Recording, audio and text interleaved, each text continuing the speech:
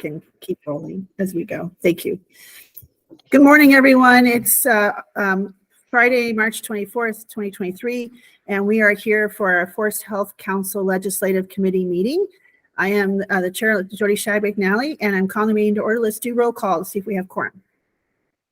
Yes, so Samantha Albert is excused. Christy Belton.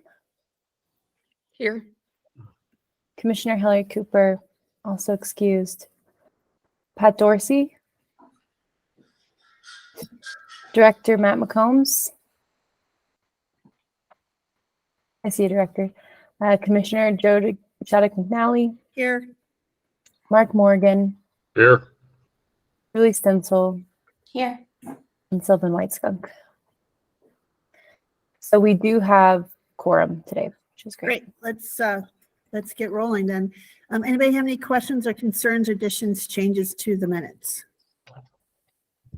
Great, I'll welcome a motion to approve those. I'll move to approve the minutes. Do we have a second? Great, we have a first and a second. Any further discussion? Okay, those in favor, say aye. Aye. Aye. Aye. Great. Okay, let's move on to our updates. We have Courtney here, so she can help, and I know she's on a tight timeline, so Courtney, just let us know if you need to head out. But we wanted to kind of a new development that I was not aware of, but I wanted to talk about that first as new business. But the Speaker of the House, Rep. McCluskey, who actually I met with last Friday on other business, introduced a pretty extensive bill. So I'm going to let kind of Daphne kind of share, if that's all right. Daphne, I kind of figured you were ready to do that, but or who would like, or maybe Courtney, but thought we should talk about this bill because it is kind of got an interesting piece in it. So are you all ready for that, Daphne? There you are. I am ready. Thank you. Hey, all yours. good morning. Okay, thank you. Good morning. Hope you're all doing well this morning, and it's good to see you all. The session is really beginning to ramp up. We've got fewer than 50 days left. The session ends May 8th. Officially over 500 bills have been introduced, many of which are still moving through the process. So it's very busy over here at the Capitol. And then, yes, a new bill I wanted to bring to the council's attention today is House Bill 1246, Support in-Demand Career Workforce. As noted in your agenda and by Commissioner Shaddock-McNally, this bill is being carried by the Speaker of the House and also the House Assistant Minority Leader, the Senate Majority Caucus Chair, and Senator Wills. So that's about as strong of a sponsor team as you can get. This is another effort to address workforce challenges across several different industries. The bill would create two different new programs to encourage the completion of credentials for specific occupations. So the first program that it would create is called the In-Demand Short-Term Credentials Program, and that would provide funding to community colleges, technical colleges, local district colleges, and Colorado Mesa University to cover things like tuitions, fees, books, material supplies for students that are pursuing short-term credentials in arenas that are specified in the bill, and those do include firefighting and forestry. So that program gets $38.6 million in the bill. That is pretty significant funding. And then the second program created is called the Construction Registered Apprenticeship Grant Program. And that would be to provide grants for apprenticeship programs in the construction trades and would provide free training to apprentices. That program is set to receive $1.4 million in the bill. So right now, DNR does not yet have a position on this one. It was introduced pretty recently and is not yet scheduled for its first committee. So I believe the council has some time to think about it, and if you so choose, you could take a position probably before it hits its first committee hearing. I'll stop there. Commissioner Shaddock-McNally, I do have some updates on other bills, but figured the council wanted to talk about that one first.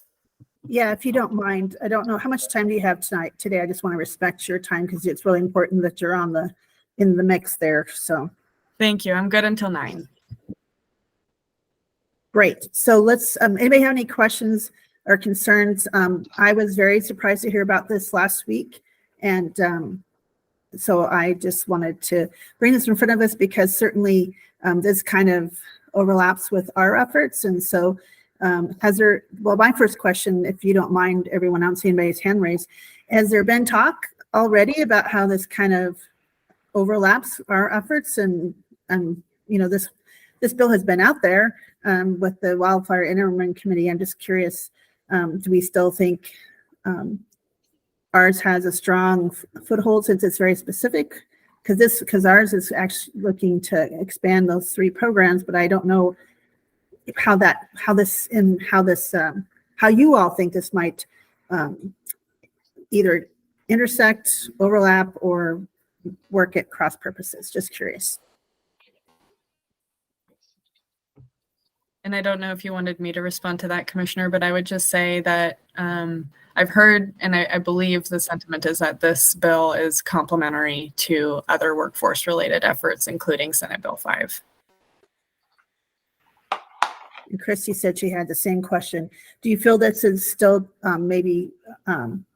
since it's complementary, that it still gives us strong support because there's other bills stating that this is a real need?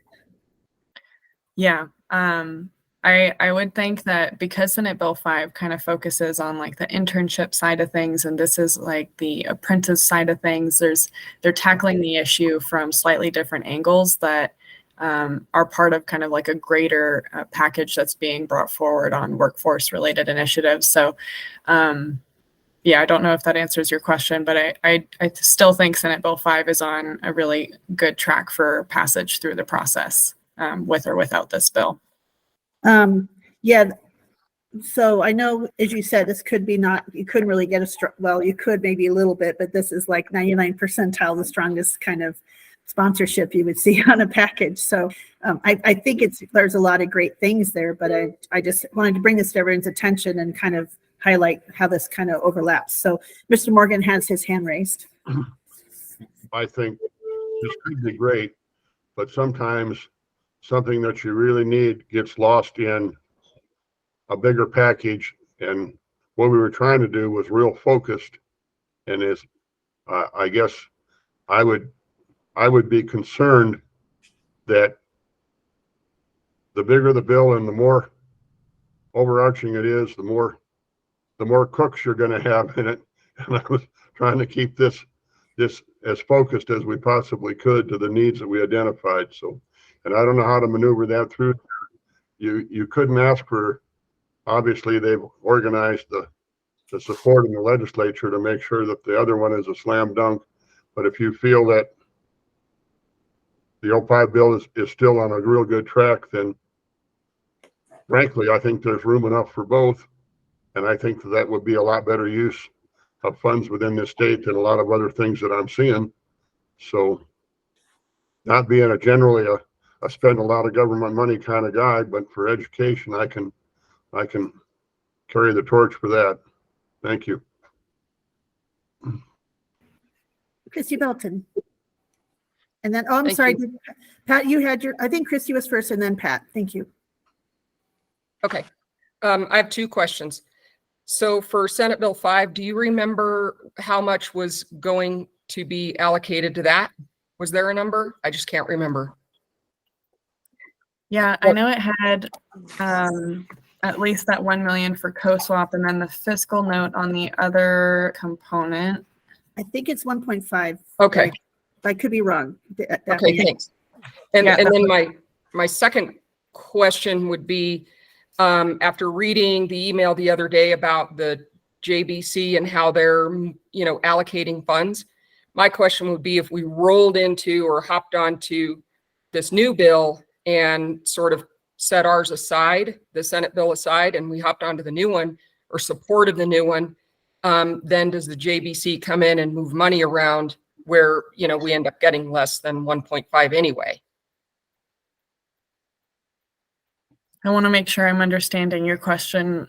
Are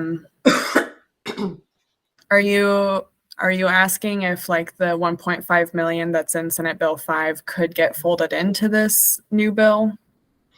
Not necessarily, Daphne. I'm just if we as a council decided that we could set aside Senate Bill 5 or not maybe advocate as strongly for it because we have this other new bill that has so much support, I would be concerned if we did that we would maybe in the end lose out and end up with a whole lot less than 1.5. And again, I don't understand how all this stuff works, but that's just my immediate knee-jerk reaction. And Daphne, I didn't mean to jump over you. It is 1.5, right?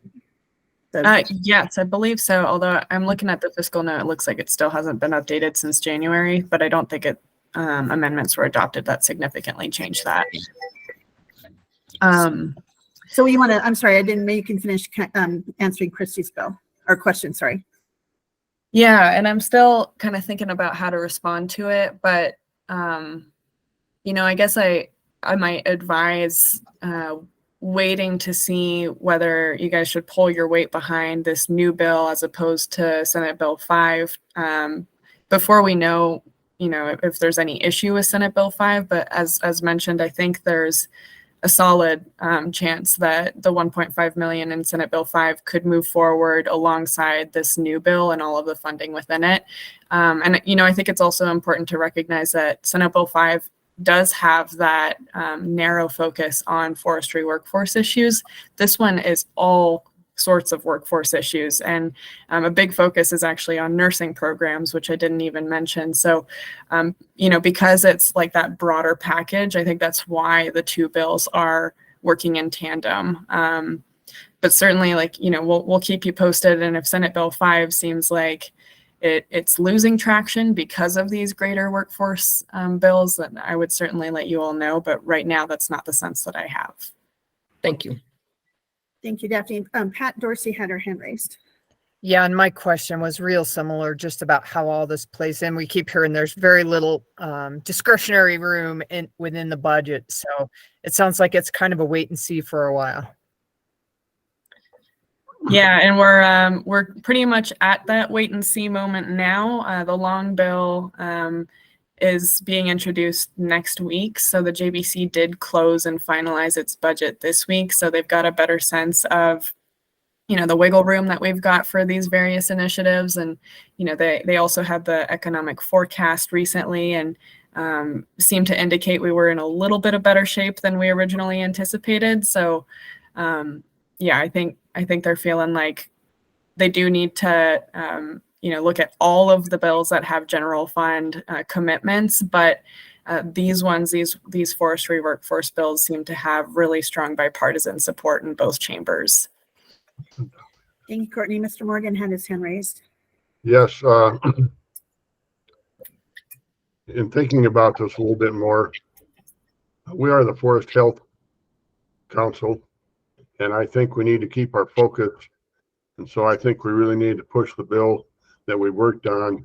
And if it can run in tandem, I guess just thinking about this, because I've kind of watched the State House work in the past, it would be real easy for this to get lost in the shuffle. And I think we need to keep the focus and the attention on what we've identified and what our mission is. And our mission is forest health and dealing with that problem. So I guess I get the sense that we could be playing winner take all poker here, but I think we ought to stay with our original track. That would just be my suggestion.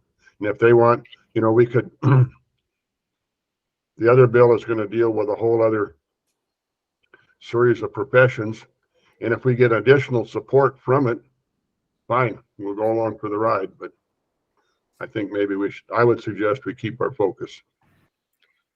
I agree with that. Julie Stencil. Good morning. I agree with Mr. Morgan. I think the hard work that's been done is focused on what our mission is. So I'm inclined to keep the support there.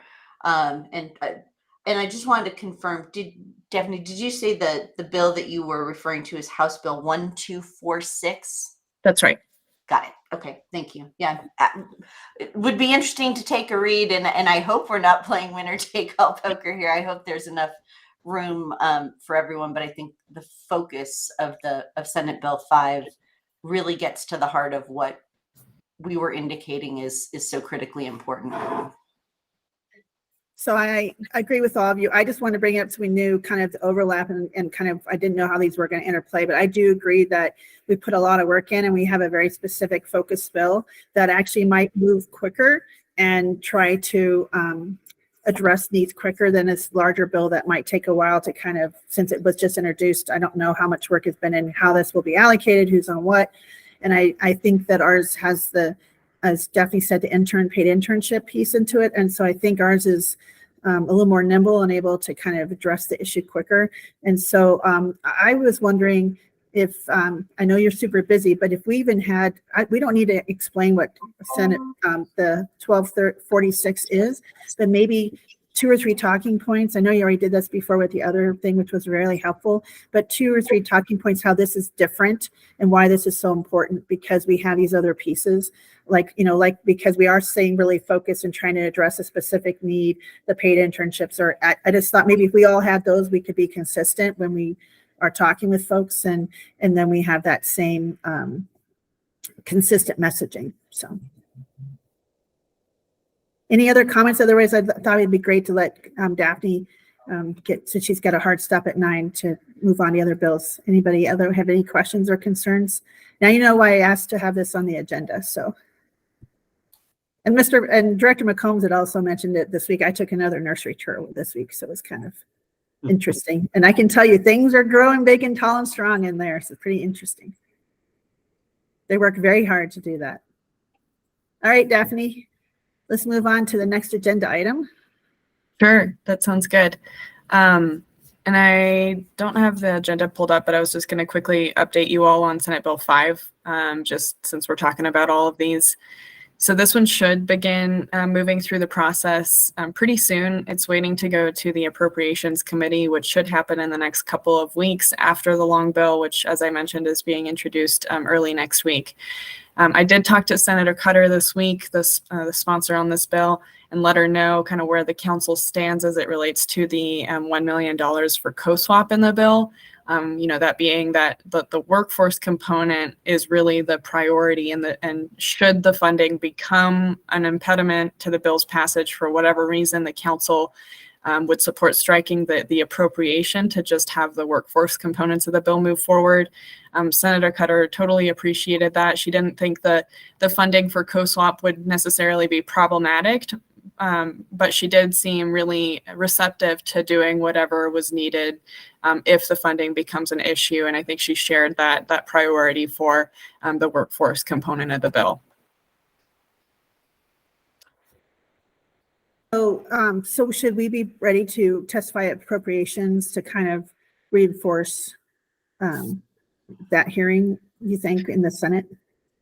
Typically, there's not public testimony in the Appropriations Committee. You certainly can, but I would probably advise holding off and using that political capital at the next House Committee hearing. So we still have quite a bit of time until that point. It'll go to the Senate Appropriations Committee, then second reading in the full Senate, and then third reading in the full Senate. And then it'll move over to the House and start the process all over again. So I would say once it's at that first step in the House and scheduled for a committee hearing, I think it would be in the House Agriculture and Natural Resources Committee, if I'm remembering correctly. But once it gets to that point, I think testimony would certainly be helpful, but probably not necessary for the Appropriations Committee. Thank you. That was kind of my other question. Anybody have any? Mr. Morgan. Yes, this is for Daphne. I was trying to follow what you were saying there. I get from that, you don't think there's going to be a problem on the Senate side of things, but you think that the effort may be in the House? Is that what I'm getting here? Yeah, thank you, Mr. Morgan. It's not that I think the bill has an uphill climb in the House. I think it will be on an equally good track to pass through the House. I'm just saying that if the council wishes to testify again, that would be the best opportunity to do so and just reinforce your support. Then my other kind of half of this question would be for Courtney, I guess. But we might want to have a position here going into this. In this kind of situation, oftentimes you get people ask you for comment, at least people have asked me for comment in the past, and we want to have a unified message or a unified method of going about it. But people reach out to you and they say, what do you think of this? Or what do you think of that? And you get questions from different members and from the press. So I guess I want to make sure that we put the right disclaimers to our personal opinion, or we don't have a personal opinion here. But I think we should talk about this for a minute or two, because I anticipate that happening. So any suggestions? Yeah, that makes sense. And Ms. Morgan, are you thinking specifically how these two bills like relate to each other, or still just support in general for the workforce development bill, Senate Bill 5 as it moves? I'm talking about support for the workforce development bill. And sometimes in the past, I've had different legislators reach out to me and ask your opinion or whatever. And that, I'm still a free person in this country. And when I was not a member of this council, I had the right to respond to that in the way that I chose. And I also had some times that some of the news outlets and stuff have asked me for a comment or an article. And I don't want to do anything that is counterproductive for all the effort that this group has put in to have a united front and trying to get something done. Yeah. But also, you know, what would be the correct format to responding to those for not just myself, but for anybody in this group? So I know that this committee has the authority, if they agree on points unanimously, to speak on behalf of the council on this particular bill. And I've put together some talking points, or more like bullet points, on the bill in the past. So I think this could be a good time to revisit those, sort of update them to the current legislative situation and climate. And then if this committee approves them, I think unanimously, that would make sense that those could be items that the council could, that they could represent the council's view. And maybe I'll confirm that with some other people in DNR, just make sure that it's all right that members from the council are talking to the press and can be quoted as representing the council. So I'll just confirm that, but I'll definitely put those points together or just update them and send them out for approval. I'm kind of asking for the opinion of the other council members also, in the sense that it's maybe not what we can do or can't do, but what's the right thing to do. And oftentimes these kind of things occur on what I call a tailgate agenda. Somebody casually meets you at some other forum or some meeting or something, and then they ask you what's going on. And then I guess my question is, I'm happy with, if this group says we don't make any comment outside the group, then that's fine. Or if the group says, I put a disclaimer on it first that this is strictly my personal opinion and no one else's, then, you know, that's fine. Or I just want to, I'm more interested in having the buy-in of the entire group than what we can or can't do. We've already been given and been tutored in what's the legal ramifications of this group and how we can respond by your legal department. And I'm fine with that. But I'm saying, how does the group personally feel about it? That I'm looking for that direction or permission in how to respond to things. A couple times in the past, I've been approached by Channel 9 or somebody that way, and do you want to do a minute or a deal? Had a couple of those, or 3 of them in this last year on other issues. But I don't think if we want to keep and say our only response is through this channel, that's fine. I just want to know how people feel about it. Well, I was just curious. I mean, I know we have all voted and we have those talking points, and I don't know if Courtney can pull those up, because maybe we just take a look at them and we have them going forward, because it might be 2 weeks before we meet again to kind of change those. And I think I understand what you're saying. I think we were allowed to speak in support of the bill as council members, saying we sit on the council and we support this bill. We worked hard on it.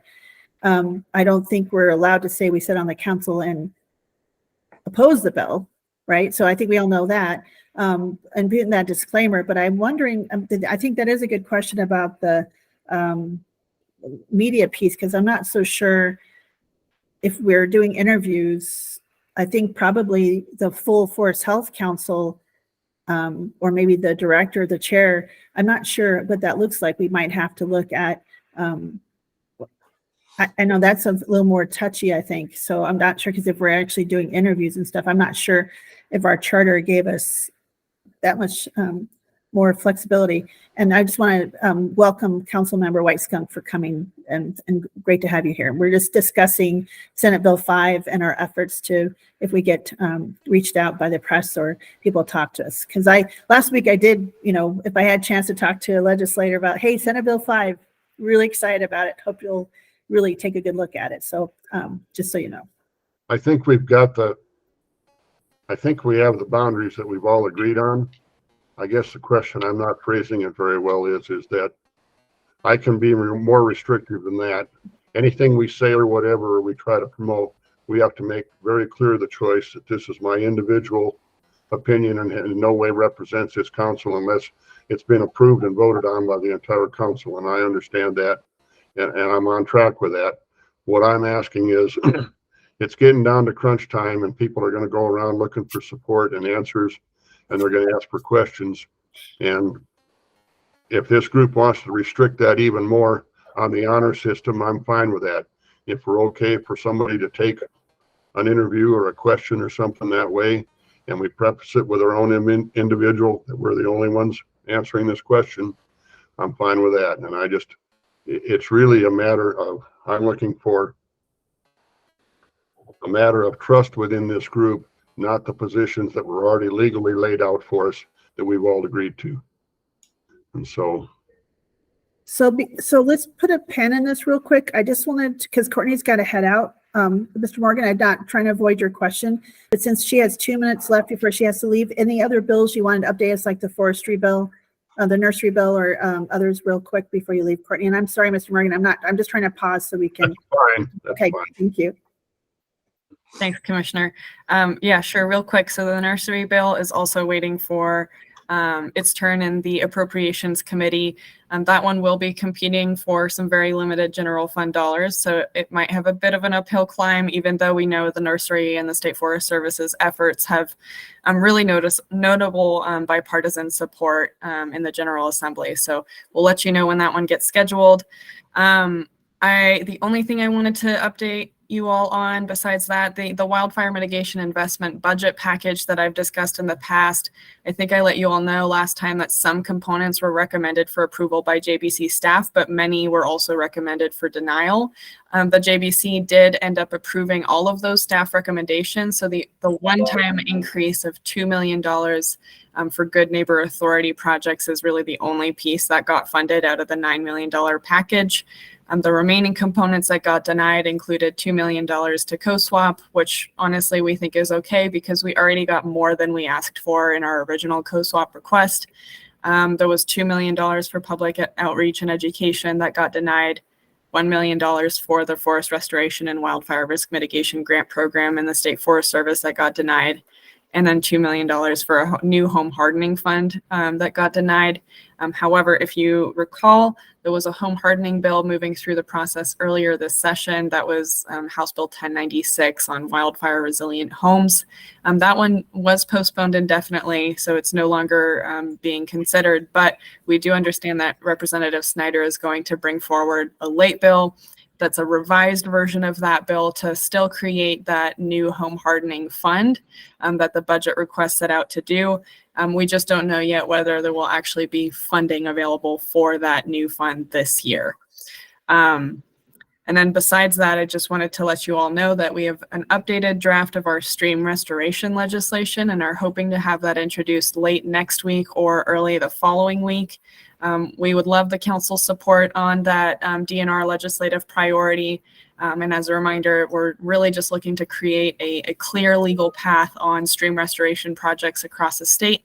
And I think the nexus for this group is that we know those projects are are really critical to forest health and resilience to natural disasters. So I'm happy to share that draft with Courtney, and also happy to take a few quick questions, but I do need to jump here soon. That was a lot of information. And so if we hasn't been introduced yet, we probably shouldn't take a position until we get to read the draft, correct?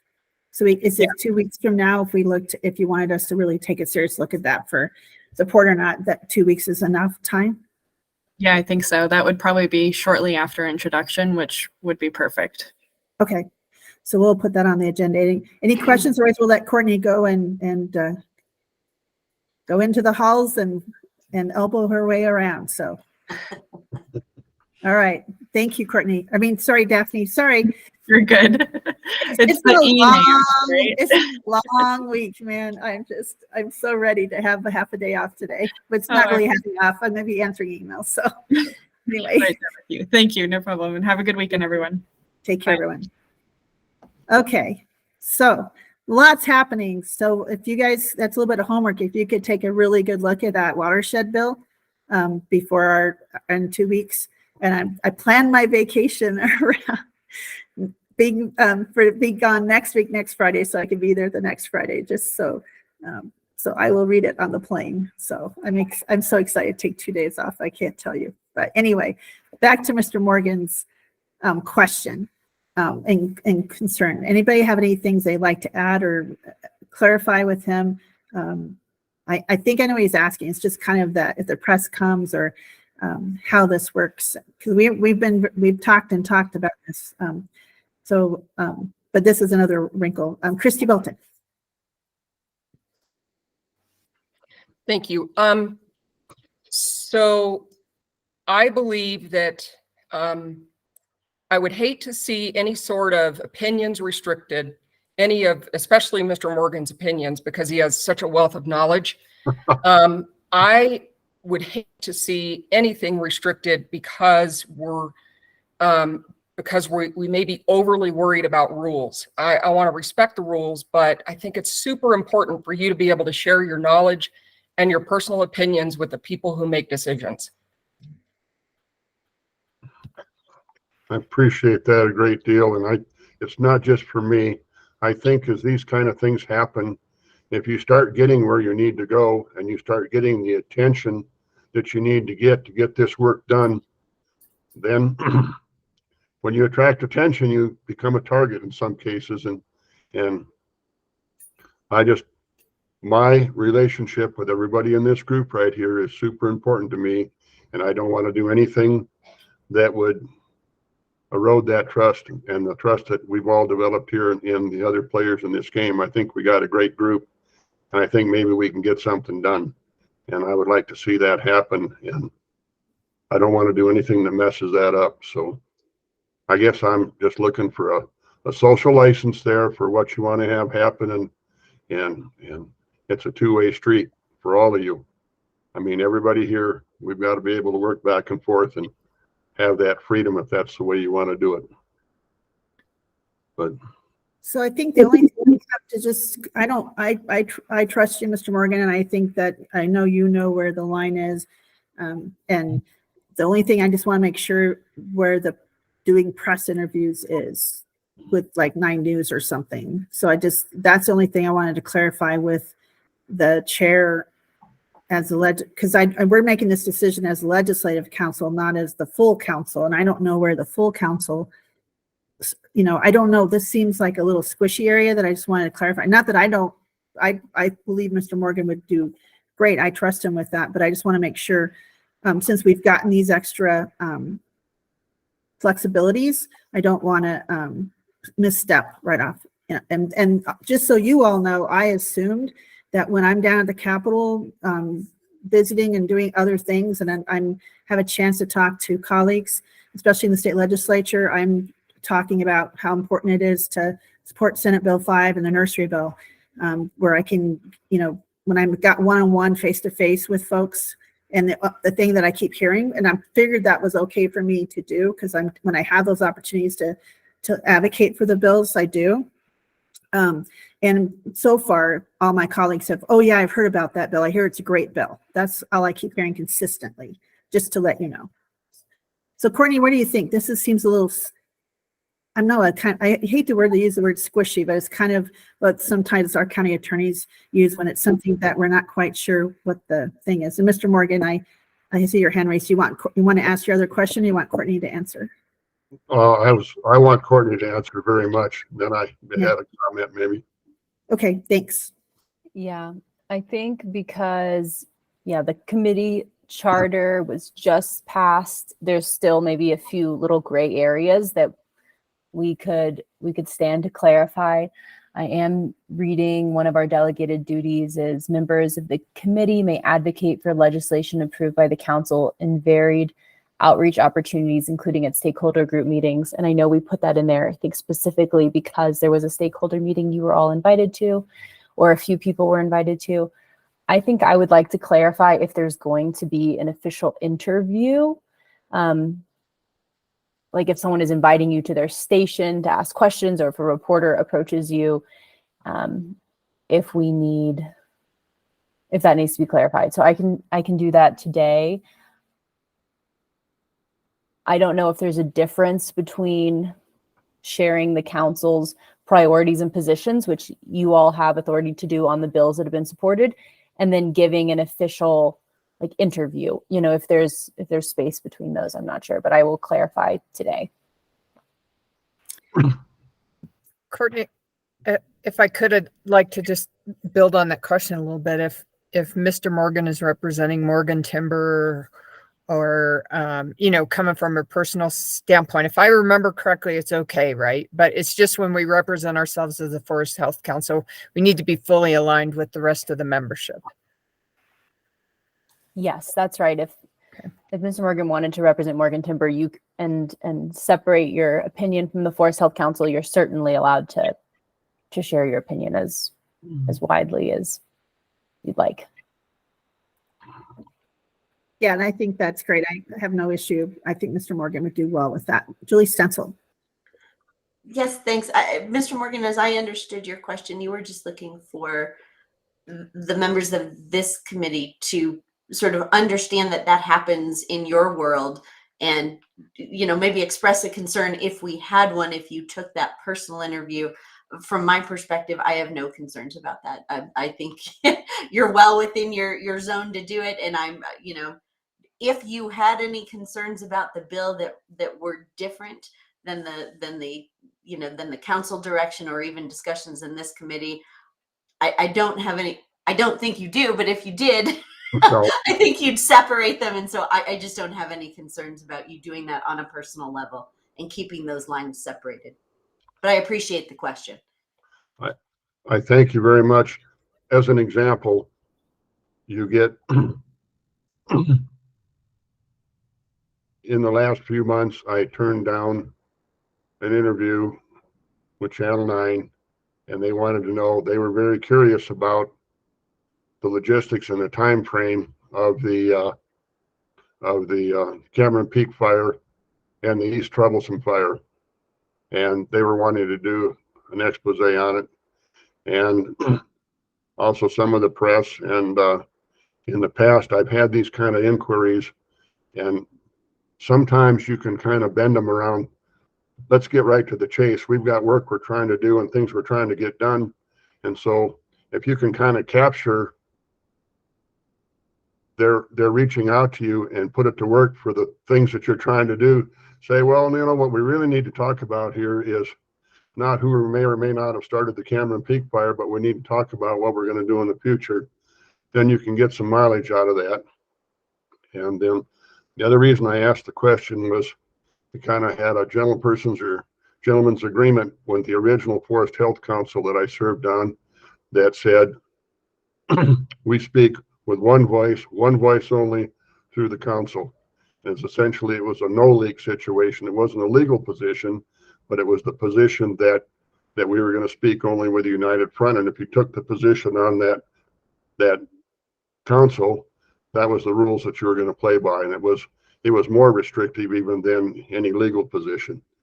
I guess that was the question I was asking, because I've been getting some some people saying, well, you know, we could do a story on this, or we want to run on this, but I think we want to keep it real targeted. And I didn't mean to dig up a big mess here. I was just looking for the buy-in from the individual members of this group.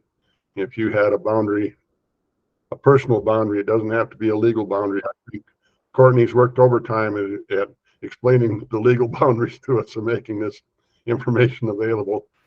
And I mean that sincerely. So that's fine. I think I got the boundary. We've got a fair amount of flexibility here.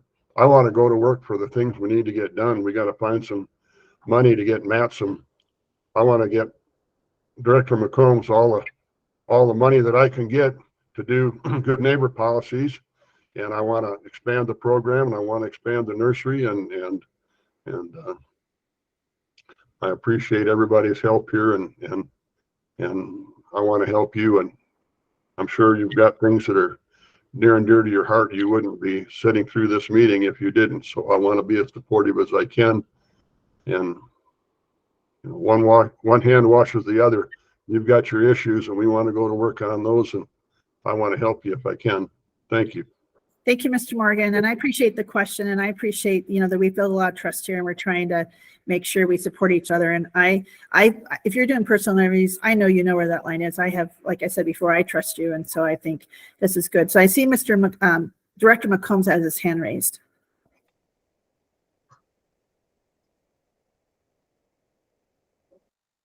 You said what I was going to say, and that is,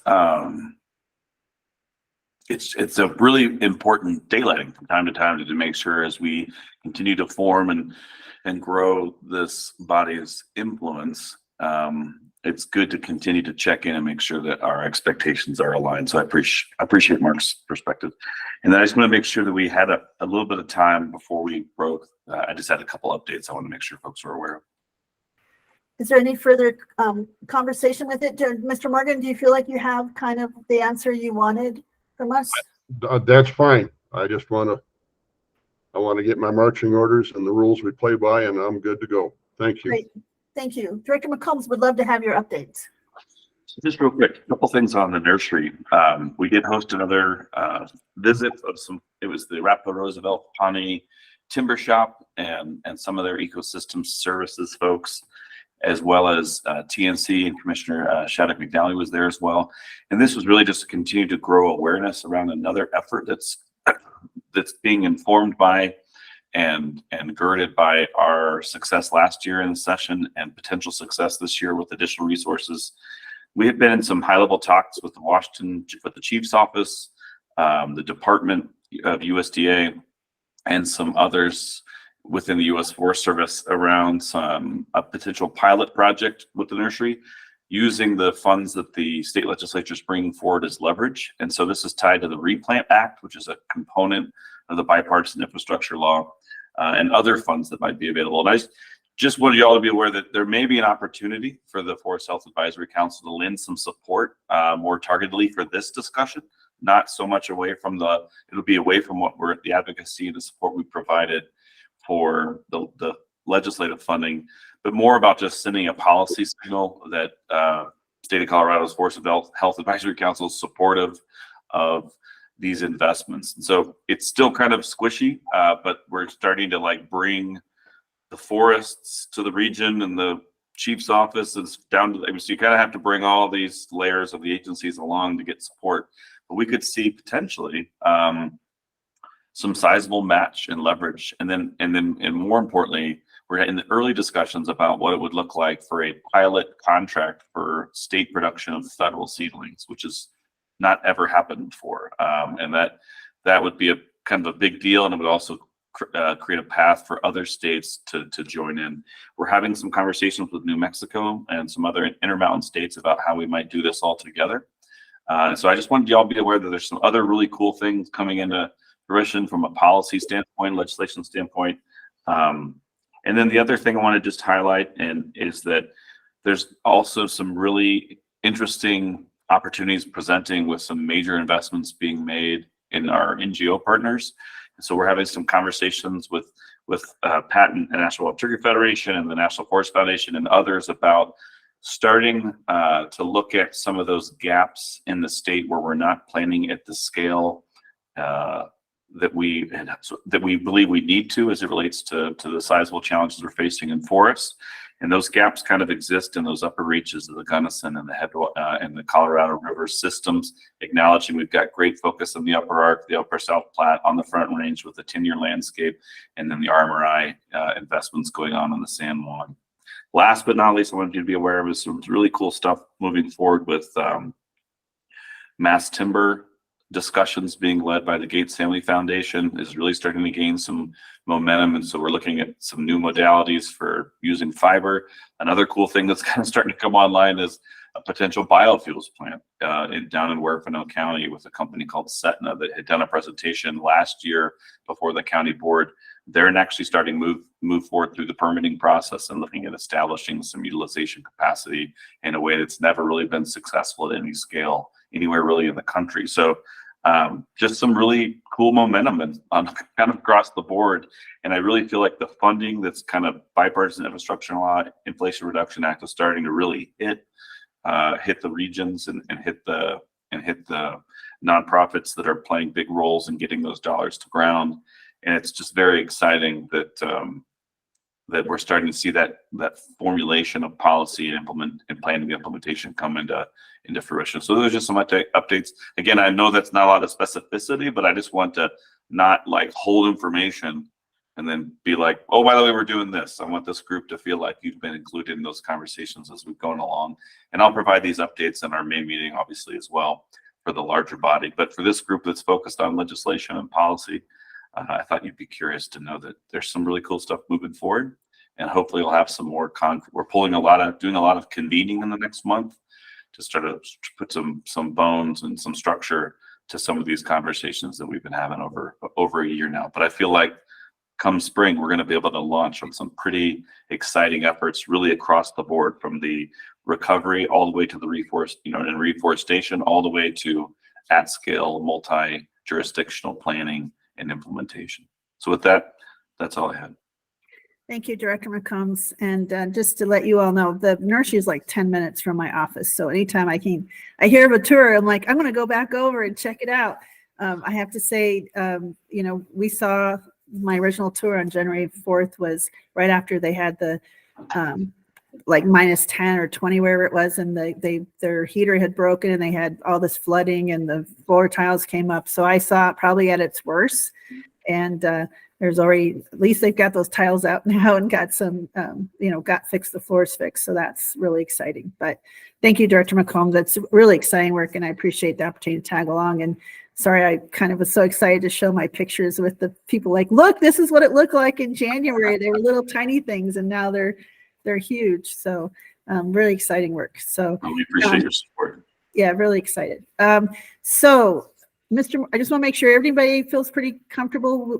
Feel like we had resolution with Mr. Morgan's comment. I think I'm really glad that I think it's great that we bring this back and revisit and kind of make sure we're all on the same page. And it seems like you guys didn't even blink when I said when I was at the Capitol last week with the speaker and stuff, just that I keep planting seeds literally wherever I go, talking about this bill when I'm down talking to other legislators. So they know people they know are really supportive of this bill. I think it's always helpful. So anyway, any other questions or comments? Otherwise, I think we have 2 items for our agenda next week or next time. So Mr. Morgan.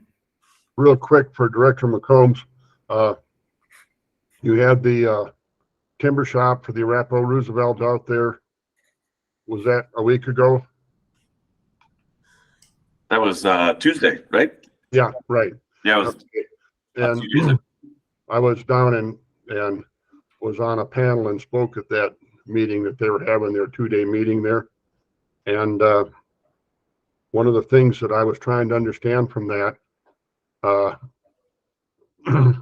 it sounds like the state that you need matching money to access a lot of the federal money that was coming down on the timber and veg management side of that. Is that correct? That's your unique thing. You need some contributing funds to access that money? Could you give us just a little more depth on that?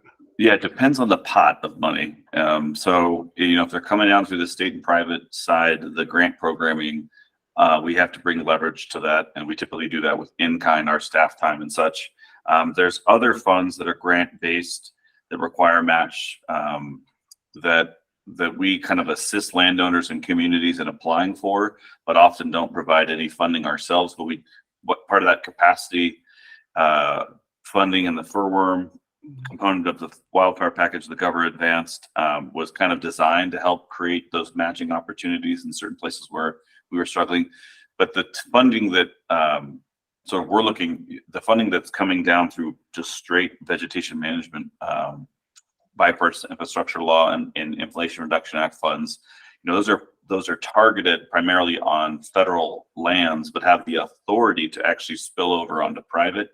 What we have been, the role that we've been playing is sort of putting ourselves out there to be available to ramp capacity and help them execute at a larger scale through Good Neighbor Authority across boundaries, and using the Wyden Authority, which is an authority that the U.S. Forest Service has to spend federal resources on private and state land as long as there's a nexus back to the federal estate.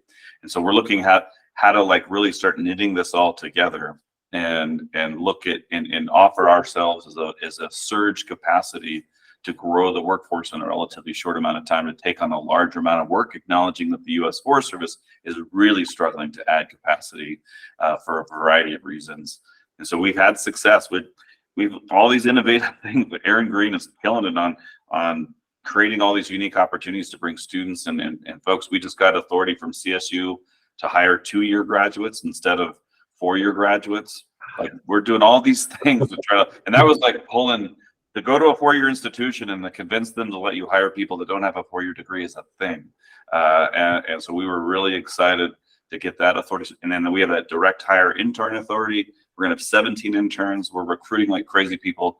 And so we're starting to prove to the U.S. Forest Service that we can add bandwidth if they are willing to invest in the state Forest Service, and we can accelerate the level of planning implementation at a scale that is really been unheard of. And the thing we're looking at next, and just not too excited about this, is how can we augment some of the capacity and needs that they have around NEPA. I've been talking to a few forest supervisors that I know really well and trust that actually works for, and about, hey, we do a lot of this stuff outside the system when we do ski areas, NEPA, and land exchange NEPA. A lot of, how can we activate the private sector and other resources that we have in the state to potentially reduce burden and move faster? So those conversations are starting to gain steam because, like I said, the money's starting to rest on people's heads and shoulders, and they're feeling that innovation pressure that only comes with robust resources sitting on top of your head. Great. Well, any further questions? I want to honor everyone's time. Thank you. Thank you all. And Mr. Morgan, I need to call you to get the name of the person at Front Range after this call. So just wanted to get that research. So I might call you quick to get that name. So anyway, any other questions or concerns? Great. I appreciate all your time. Looks like we'll have a pretty robust meeting already for our next time, and appreciate everyone. So I'll look for a motion to adjourn. I move we adjourn. Second. All those in favor? Aye. Aye. Hey, thank you, everyone. Have a great weekend and take care. We'll see you soon. Thank you. Good to see everyone.